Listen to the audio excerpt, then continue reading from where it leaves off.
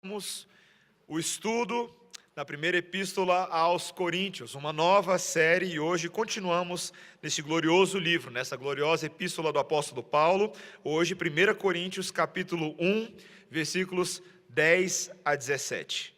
Palavra do Senhor que é viva e eficaz, mais cortante do que uma espada de dois gumes e é capaz de discernir alma e espírito. É ela que nos fala agora. Rogo-vos, irmãos, pelo nome de nosso Senhor Jesus Cristo, que faleis todos a mesma coisa, e que não haja entre vós divisões. Antes, sejais inteiramente unidos, na mesma disposição mental e no mesmo parecer. Pois a vosso respeito, meus irmãos, fui informado pelos da casa de Cloe, de que há contendas entre vós. Refiro-me ao fato de cada um de vós dizer: eu sou de Paulo, e eu de Apolo, e eu de Cefas, e eu de Cristo. Acaso Cristo está dividido? Foi Paulo crucificado em favor de vós, ou fostes porventura batizados em nome de Paulo? Dou graças a Deus porque a nenhum de vós batizei, exceto Crispo e Gaio, para que ninguém diga que fostes batizados em meu nome. Batizei também a casa de Estéfanas. Além destes, não me lembro se batizei algum outro. Porque não me enviou Cristo para batizar, mas para pregar o Evangelho, não com sabedoria de palavra, para que se não anule a cruz de Cristo. Esta é a palavra do Senhor. Vamos orar. Santo Deus, como esta carta aos Coríntios, essa primeira epístola nos ensina, quantos conteúdos válidos, preciosos e legítimos para o nosso crescimento como povo de Deus. Senhor, queremos explorá-los, queremos aprendê-los e queremos ser transformados por eles. Dá-nos essa graça pelo Espírito Santo, essa é a nossa oração em nome de Jesus. Amém. Todo mundo conhece aquela frase: a união faz açúcar, isso mesmo, aquela empresa de refinamento que é líder de mercado há mais de 50 anos.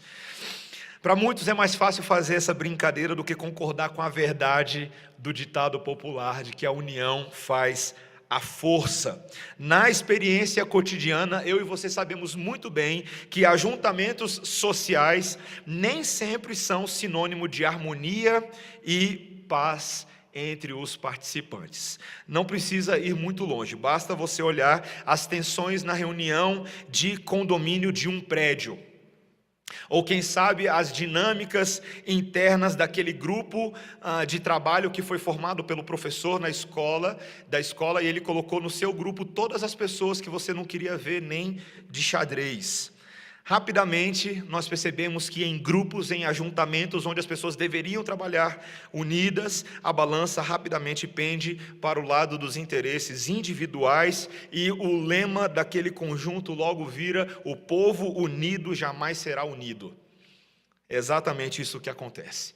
E meus irmãos, quando nós olhamos para a história do povo de Deus, não é muito diferente. Facções e cismas no meio do corpo de Cristo é um problema muito antigo. A história da igreja está repleta desses problemas. E se você tem algum tempo de caminhada como cristão, assim como eu, já em igreja, você já deve ter reparado a essa altura do campeonato a certa facilidade que os cristãos têm em partir caminhos com os seus irmãos por conta de preferências pessoais, por conta de líderes, e muitas vezes essas causas não são muito santas, não são muito legítimas. Entretanto, eu e você vimos na introdução da epístola na semana passada que o apóstolo Paulo lembra essa igreja da sua riquíssima vocação em Cristo, e que essa vocação inescapavelmente é que nós sejamos santos com todos aqueles que em todo lugar invocam o nome do nosso Senhor Jesus. É o que ele disse logo no versículo 2. Isso implica, meus irmãos, primariamente nesse esforço pela unidade da fé, algo que não vem de graça, mas é algo que Deus deseja para nós, que sejamos inteiramente unidos em todo propósito. Então a grande pergunta é: como experimentar, como progredir nesta realidade de vida que para alguns pareça tão utópico, pareça tão distante daquilo que nós vivemos todos os dias. E esse texto nos ensina sobre isso. Ele nos ensina por meio de algumas realidades e dogmas. A primeira coisa que nós vamos ver aqui é que o pecado tende a condicionar a nossa espiritualidade a certos líderes e facções. Segundo lugar, a verdade de que a igreja de Cristo é uma só. E em terceiro lugar, conclusivamente, de que o Evangelho nos conclama a uma unidade de coração e propósito. Vejamos então, em primeiro lugar, como esse pecado nos condiciona a certos líderes. Na semana passada, eu e você vimos que o apóstolo Paulo fundou essa igreja em Corinto, lá na sua segunda viagem missionária. E 18 meses depois que ele saiu, logo surgiram discussões e divisões naquela igreja, e alguns membros da igreja voltaram a ter um estilo de vida imoral. E o que Paulo passa a mostrar para a gente aqui, logo no versículo 11, a descrição do problema é que chegou uma comitiva desse grupo de Chloe, relatando que havia contendas entre os irmãos. Foi o relato desse grupo da casa de Chloe. Nós não temos muitas informações sobre a identidade dessa mulher e daqueles que a acompanham, se eles eram de Corinto ou eram de Éfeso, mas ela parecia ali pela linguagem ser uma mulher cristã influente, talvez até membro da própria igreja em questão. Mas o que ela busca trazer para Paulo, e que traz preocupação ao seu coração, é que nessa grande igreja, diversificada igreja coríntia, os crentes estavam favorecendo diferentes pregadores. E nós precisamos, antes de eu falar sobre isso, lembrar que naquele período, ainda naquele momento do Novo Testamento, o Novo Testamento ainda não estava escrito e nem era acessível às pessoas na forma impressa como eu e você conhecemos hoje. Então isso fazia com que as pessoas das igrejas dependessem fortemente da pregação e do ensino de homens para o seu discernimento espiritual sobre o significado do Antigo Testamento, o propósito de Deus em Cristo. Então, a gente precisa lembrar disso, de que o método era o método de transmissão oral. Então, alguns ali naquela igreja estão falando: olha, eu sigo Paulo, porque Paulo era o fundador da igreja. Outros diziam que seguiam a Cefas. Cefas é o equivalente aramaico do apóstolo Pedro, do nome Pedro. E ele, ao contrário de Paulo, ele viajara para Corinto com a sua esposa. Paulo era solteiro. Outros ainda naquela igreja gostavam e apreciavam muito, na verdade, a pregação de Apolo, um pregador cujas impressionantes habilidades retóricas lhe renderam um ministério muito dinâmico e muito popular em Corinto depois que Paulo partiu. E você pode encontrar um pouco disso lá em Atos capítulo 18 e no início do capítulo 19. E o ponto, meus irmãos, é que embora esses três pregadores estivessem unidos quanto ao conteúdo da sua mensagem, as suas personalidades e os seus estilos atraíam pessoas diferentes e faziam escola. Isso, na verdade, era acentuado por causa da própria característica da cultura grega. Naquele contexto ali de Corinto e nas cidades gregas, havia uma praxe, um jeito de ser da sociedade, em que os alunos ou discípulos de um determinado professor secular tinham que dar lealdade exclusiva àquele professor. Eu não sei se você, no seu contexto, talvez aí você lembrando dos seus estudos, contexto universitário, se de vez em quando aparece isso, né? Tem aquele professor que é o bambambam, que ele é o mais respeitado na área, e os alunos formam ali um círculo em torno dos escritos dele, dos livros dele, citam ele frequentemente nos seus trabalhos. Isso acontecia entre os coríntios. Mas a verdade é que o que acabava acontecendo é que esses alunos se envolviam em discussões com os alunos rivais sobre os méritos dos seus mentores. Quem já fez mais por onde, quem teve um impacto maior naquela área específica, e acontecia frequentemente que os próprios mentores entre si eram invejosos, havia uma certa competitividade, e os coríntios, agora esses novos convertidos, herdaram muito desse jeitão de ser da cultura acadêmica, e começaram a fazer a mesma coisa com os pregadores da igreja, com Paulo, com Pedro e com Apolo. Houve até mesmo um grupo que, querendo ser mais santo do que os outros, falou: olha, o nosso mestre é Cristo. Não sei vocês aí, mas ao fazer essa afirmação, eles também estavam reduzindo o próprio Cristo a mais uma categoria acadêmica. Então, meus irmãos, é nesse momento que o apóstolo Paulo passa a denunciar o pecado de idolatria dessa igreja. De fato, essa igreja deveria seguir apenas o Messias Jesus, e não os seus servos. E nós precisamos lembrar que idolatrar professores, ou mentores, ou oradores carismáticos, que muitas vezes buscam a lealdade dos seus membros, sempre foi algo divisivo e desastroso na história da comunidade cristã. São poucos os exemplos em que isso não acontece, mas particularmente nos nossos dias nós vemos tantas igrejas, ministérios e movimentos centrados em torno de figuras e personalidades carismáticas.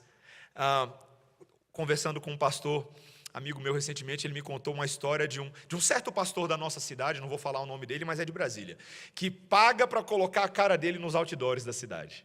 E ele faz isso à torta e à direita, não precisa muito pretexto não, basta dizer que tem culto na igreja dele, e ele vai lá e gosta de colocar a cara dele, e ele acha aquilo como uma coisa importante, ele defende aquilo, as pessoas precisam saber que ele tem da parte do Senhor uma unção e uma autoridade para fazer aquilo que ele faz. E o que nós frequentemente vemos, e talvez seja a experiência de muitos irmãos aqui, vemos igrejas e ministérios inteiros cativos àquela figura, aquela personalidade centralizadora, e ficam sujeitas à atuação daquele homem. Se ele está indo bem, a igreja parece que está indo bem, mas se ele começa a fazer besteira, a igreja racha e a igreja começa a ter problemas.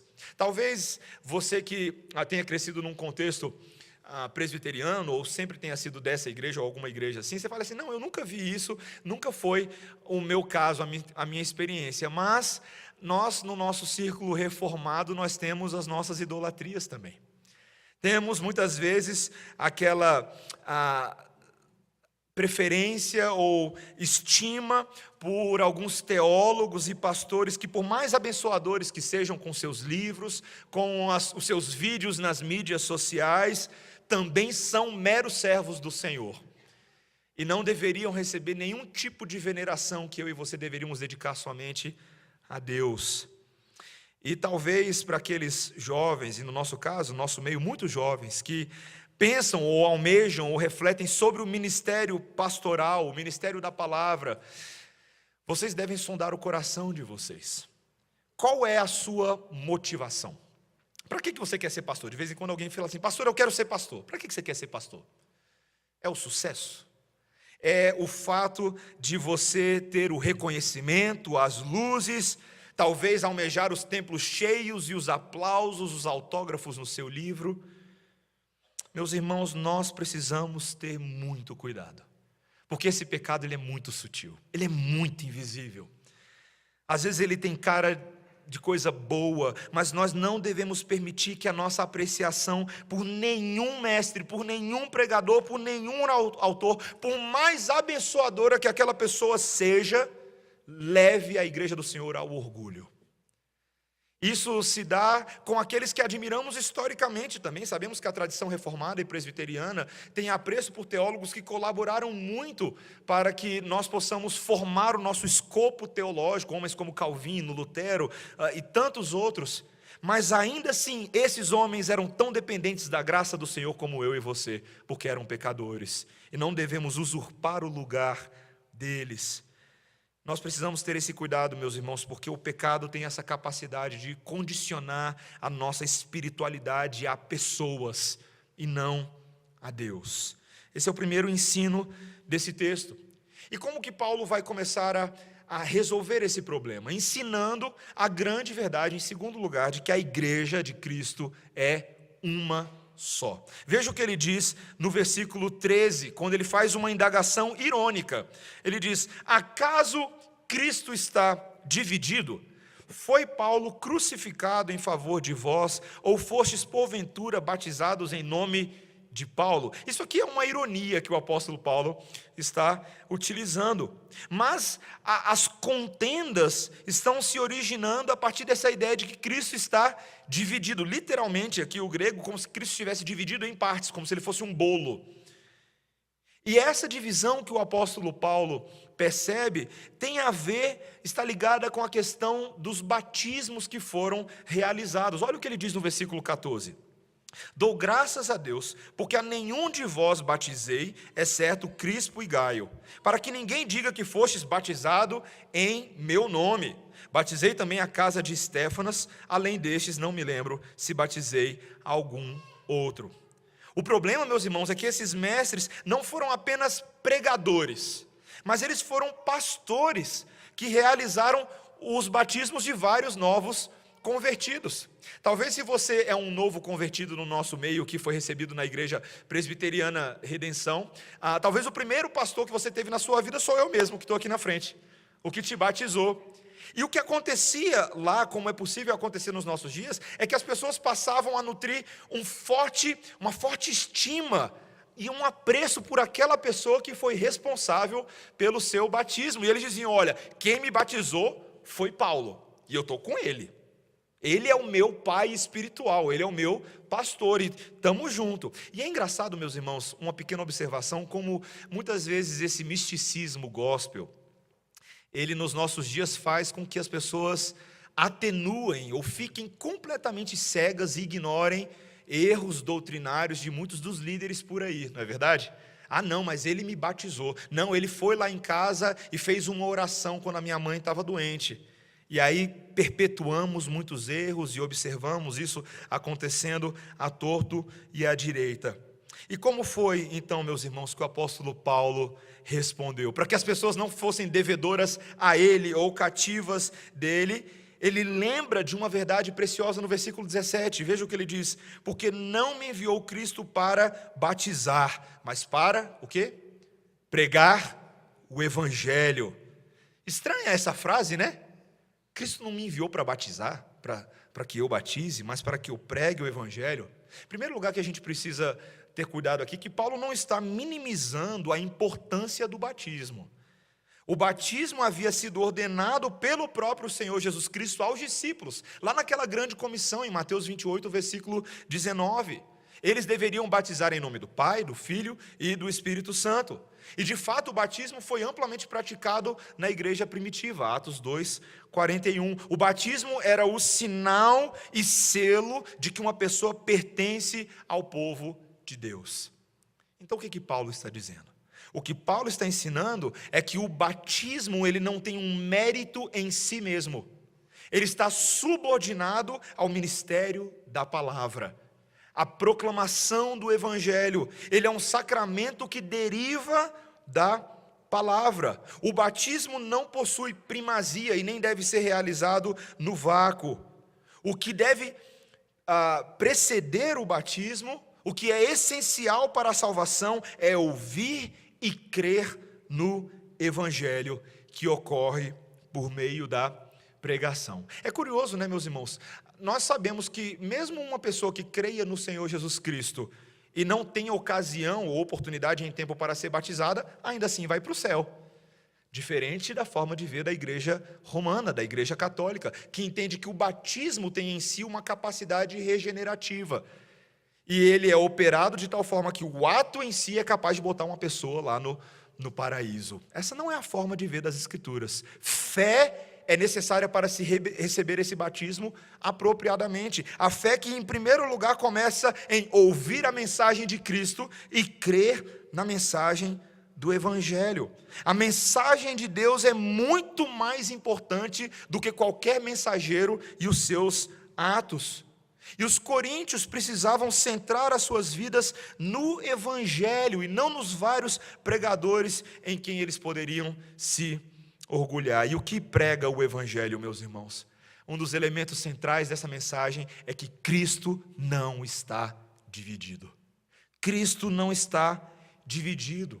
O apóstolo Paulo está antecipando com essa pergunta irônica aqui um dos principais ensinos sobre a igreja nesta epístola. Aquilo que ele vai falar lá no capítulo 12, versículo 12, já para dar o spoiler para você, quando ele disse: assim como o corpo físico é um só, embora seja formado de muitos membros, assim também com respeito a Cristo. Se Cristo é indivisível, logo também a igreja é indivisível. Esses dias eu estava vendo aquela matéria. Você lembra daquele iatista, eu acho que é assim que a gente falaria, o Lars Grael, que perdeu... Lars Grael ou Torben Grael? Fiquei na dúvida agora. É um dos Graels. Que estava num dos campeonatos, num dos treinamentos, e caiu na água, e um outro barco vem e decepou a perna dele fora. E me faz pensar, meus irmãos, como nos dói o coração quando nós ouvimos notícias de alguém que sofreu um acidente tão trágico que levou a pessoa a perder uma parte do seu corpo. Você já ouviu alguma história assim? Seja alguém que já perdeu uma mão, alguém que perdeu uma orelha, perdeu uma perna. Dói como se fosse em nós, não é verdade? Essa imagem gráfica e visceral ilustra bem o que é uma igreja dividida. Uma igreja esfacelada, uma igreja cujos membros são arrancados à força. E nós precisamos ter muito cuidado, meus irmãos, porque muitas vezes nós mesmos temos sido responsáveis pela amputação do corpo de Cristo. Quando nós olhamos o universo evangélico do nosso país, as muitas igrejas, os muitos estilos de adoração disponíveis hoje, talvez eu e você possamos ser facilmente pegos nesse jogo de meu pastor é melhor do que o seu, minha igreja é melhor do que a sua. E ainda que eu entenda que há uma margem saudável para nós discutirmos, como a Confissão de Fé de Westminster fala no seu capítulo sobre a igreja, que existem igrejas mais saudáveis e igrejas menos saudáveis, dependendo do quão alinhada com a palavra de Deus elas estão, ainda assim, essa nossa atitude soberba, como frequentemente acontece, denuncia o que nós queremos fazer o tempo inteiro: dividir Cristo. Meus irmãos, muitas vezes o povo de Deus é como se a gente ficasse andando com a faquinha do bolo na mão. Daqui para cá é você, daqui para cá sou eu. Esse é o meu pedaço, esse é o seu pedaço.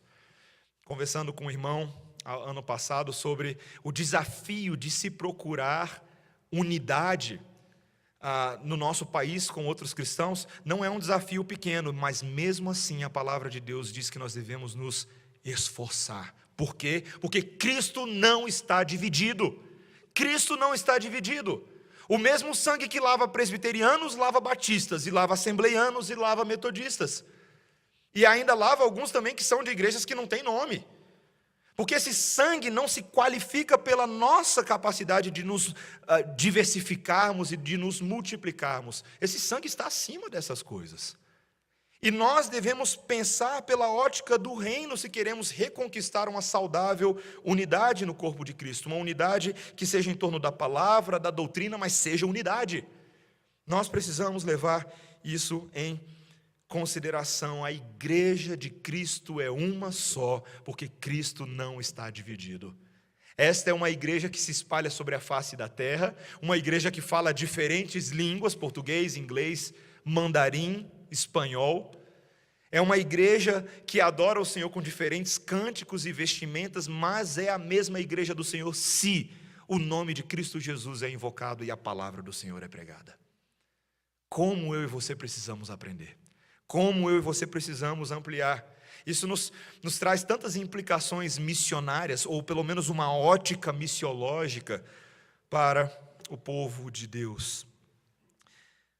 O pecado tende a condicionar a nossa espiritualidade, mas precisamos ser lembrados de que a igreja é uma só, para que, por último lugar, meus irmãos, atentemos para a conclamação, a unidade de coração e a unidade de propósito. E a gente conclui e volta para o primeiro versículo dessa passagem, o versículo 10, quando o apóstolo Paulo começa dizendo: rogo-vos.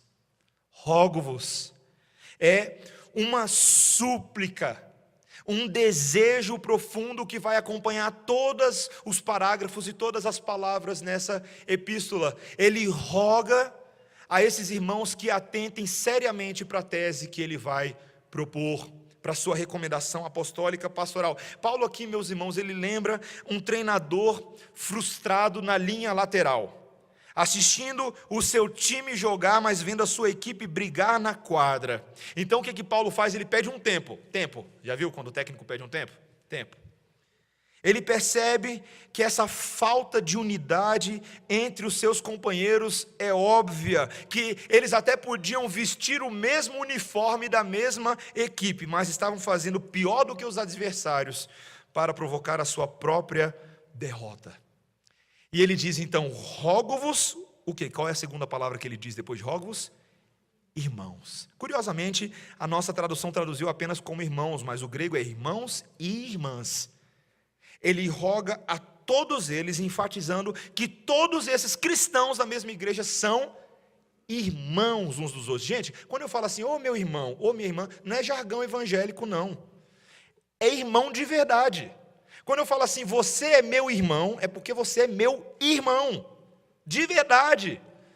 Pelo sangue de Cristo Jesus, nós fomos refeitos novas criaturas, nascidos da parte de Deus, e seremos e somos família um do outro para toda eternidade. Aquilo que nos une em Cristo Jesus é mais forte do que laços biológicos entre pai e filhos ou mãe e filhos. E nós precisamos nos lembrar desse poder do sangue de Jesus em nos unir. Veja que ele qualifica muito bem, ele diz, rogo-vos, pois, irmãos, e ele diz, pelo nome de nosso Senhor Jesus Cristo. O apelo à unidade é baseado no nome do Senhor Jesus, não é baseado no nome de Paulo, não é baseado no nome de Cefas, não é baseado no nome de Apolo, não é baseado no nome de qualquer teólogo daqueles dias, ou líder político, ou qualquer jogador da seleção brasileira. É baseado no nome de Jesus. E o que é que ele deseja? Ele diz que faleis todos a mesma coisa, e que não haja entre vós divisões, antes sejais inteiramente unidos na mesma disposição mental e no mesmo parecer. Meus irmãos, ele deseja que esses irmãos estejam tão bem sintonizados, tão bem alinhados, que eles sejam parecidíssimos na sua forma de falar e de pensar e de agir e de desejar. A gente brinca muitas vezes que aqueles casais de namorados ou marido e mulher que são bem sintonizados, um começa a frase e o outro completa. Você já ouviu isso antes? Sintonia, a capacidade de pensar e ansiar do mesmo jeito. As divisões entre esses cristãos funcionavam muitas vezes como paredes de tijolos e cercas de arame farpado que minavam a eficácia da pregação do evangelho. Era um antitestemunho ao testemunho que eles diziam. E qual é a solução, meus irmãos? A solução é aquela que nós já sabemos. Quando o seu time é fraco, e aqui no caso é o Corinthians, todos sabemos, você tem que aprender com o melhor time do mundo. E quem é o melhor time do mundo? Gente, quem é o Barcelona desse mundo? Ou o Real Madrid, não sei qual é o melhor time. Eu sei que é o Flamengo, mas qual é o melhor time desse mundo? Gente, o melhor time desse mundo é o time da Trindade. Pai, Filho e Espírito Santo. Você já viu esses três jogando bola? Você já viu esse Deus em ação? Como Pai, Filho e Espírito Santo estão intimamente aliançados uns com os outros no propósito de salvar o homem para a glória de Deus. É tão impressionante que você olha para quem Deus é, e a forma quando Jesus vem ao mundo para fazer o seu ministério, e no momento que ele é batizado, você tem ali uma exibição de gala. Quando dos céus o Pai declara: este é o meu Filho amado em quem me comprazo, e o Espírito Santo desce como uma pomba para ungir e qualificar o Senhor Jesus Cristo para o ministério de salvação. Pai, Filho e Espírito Santo em um só propósito, em um só Espírito, em uma só mente. É tão impressionante e às vezes nos constrange quando eu e você sabendo que o Senhor Jesus Cristo é Deus, quando, por exemplo, no Evangelho de João, ele com frequência diz que a vontade dele é fazer a vontade do Pai. Ué, peraí, mas você não é Deus? Sim, eu sou Deus, mas eu estou ensinando o que significa se submeter a um igual. O que significa a hierarquia de autoridades entre aqueles que são iguais em dignidade, mas possuem papéis diferentes.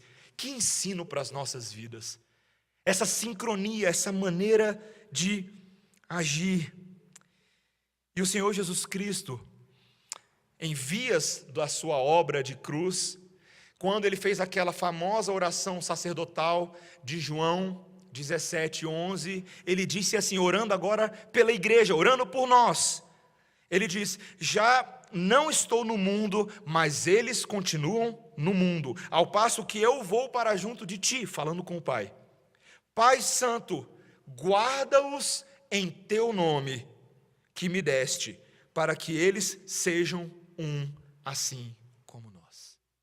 Assim como o Pai e o Filho são um, eu e você devemos ser um com Ele e uns com os outros. A meta é alta, né? O paradigma é alto. E todos nós somos convocados a derrubar as paredes de separação, assim como gentios e judeus tiveram que fazer isso naquela igreja neotestamentária. Nós hoje devemos labutar em favor da unidade. Meus irmãos, quais são as coisas que nos dividem? Quais são as coisas que muitas vezes dividem maridos e esposas? Quais são as coisas que dividem pais e filhos? Quais são as coisas que dividem irmãos em Cristo de diversas ordens? O que é que nos divide?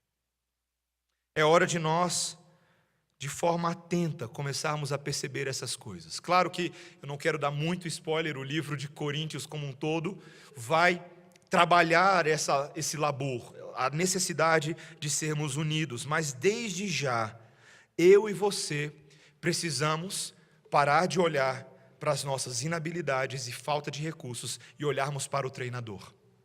Olharmos para Jesus Cristo e no propósito que Ele está traçando para nós. Como podemos nos odiar ou rejeitar uns aos outros, nós que dizemos amar a Deus e vamos morar com Ele eternamente? É impossível, é contraditório, e nós devemos nos esforçar por essa santa e pacífica harmonia, para que de fato, meus irmãos, haja força na nossa união e não açúcar.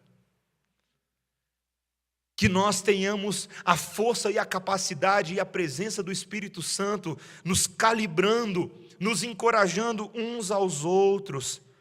Que nós possamos entender que o povo unido com Jesus e uns com os outros jamais será vencido.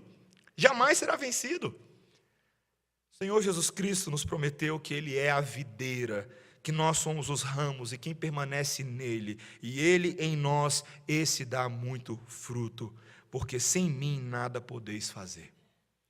Nós precisamos buscar isso, meus irmãos. Nós precisamos buscar essa unidade. Que o Senhor nos ajude, meus irmãos, a não sermos facciosos. Ou como vamos aprender, que divisões sejam motivadas apenas pelos motivos mais legítimos e nobres, e eventualmente nós teremos que aprender a lidar com eles. Mas não pelos motivos tolos. Não pelos motivos que podem ser vencidos com um pouco mais de esforço, um pouco mais de engajamento. Que o Senhor nos ajude nessa tarefa. E se você é desta igreja há algum tempo já, mas ainda não encontrou muita ocasião ou pretexto para se unir mais aos seus irmãos, é hora de fazer isso. Não seja uma vítima. Não seja uma vítima. De vez em quando eu gosto de falar isso. É muito fácil a gente chegar numa igreja em que a gente não conhece ninguém e a gente estabelecer que a única maneira de eu ter comunhão com essa igreja é se alguém vier falar comigo no final do culto, né?